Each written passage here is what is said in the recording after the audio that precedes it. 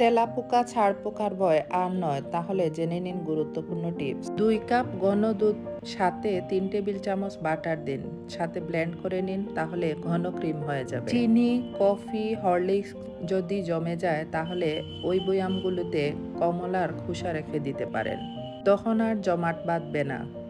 ময়লার ঝুড়িতে যদি গন্ধ আসে তাহলে বেকিং সোডা ছিটিয়ে দিন, তখন দেখবেন আর গন্ধ আসতেছে না। আপনার চিনির বয়ামে যদি পিঁপড়া আসে তাহলে আপনি চিনির বয়ামে লবঙ্গ রেখে দিতে পারেন, 4-5টা লবঙ্গ রেখে দিলে পিঁপড়েরা দূরে থাকবে। তেলাপোকার ভয়ে আপনি একদম তটস্থ, তাই না? তেলাপোকা ঘরের মধ্যে একদম বাসা বানিয়ে ফেলছে, তাহলে আপনি এখনই বাজারের সাথে নেফথেলিন এনে ঘরের কোনায় কোনায় ছিটিয়ে দিতে পারেন।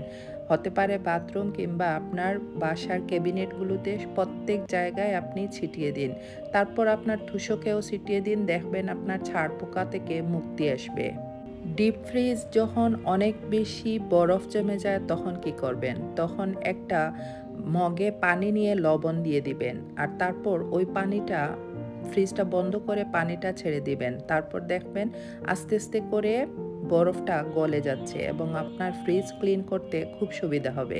ফ্রিজ অনেক দিন ধরে বন্ধ কিন্তু দুর্গন্ধ হয়ে গেছে, ফ্রিজে এখন কি করবেন? ফ্রিজে লেবুর রস দিয়ে, এলাচ দিয়ে একটা বাটিতে পানি দিয়ে রেখে দিন, দুর্গন্ধ মুক্ত হয়ে যাবে। ভিডিওটি যদি ভালো লাগে লাইক কমেন্ট শেয়ার করে পাশে থাকুন, না লাগলে ইগনোর করুন প্লিজ।